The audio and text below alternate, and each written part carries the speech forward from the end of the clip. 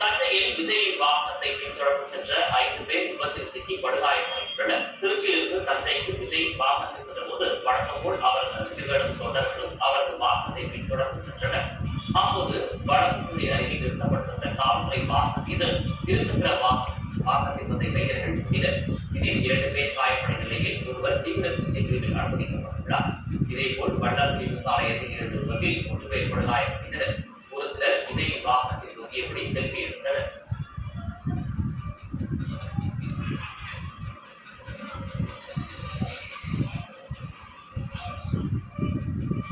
தஞ்சையில் விஜய் வாகனத்தை பின்தொடர்ந்து சென்றபோது விபத்தில் சிக்கி படுகாயமடைந்த இளைஞர் கவலைக்கிடமாக இருப்பதாக தெரிவிக்கப்பட்டுள்ளது. திருச்சியிலிருந்து தஞ்சைக்கு விஜய் வாகனத்தில் சென்றபோது வழக்கம் போல் அவரது ரசிகர்களும் தொண்டர்களும் அவரது வாகனத்தை பின்தொடர்ந்து சென்றனர். அப்போது அருகில் நிறுத்தப்பட்டிருந்த காவல்துறை வாகனம் மீது இருசக்கர வாகனத்தின் இளைஞர்கள் மோதினர்.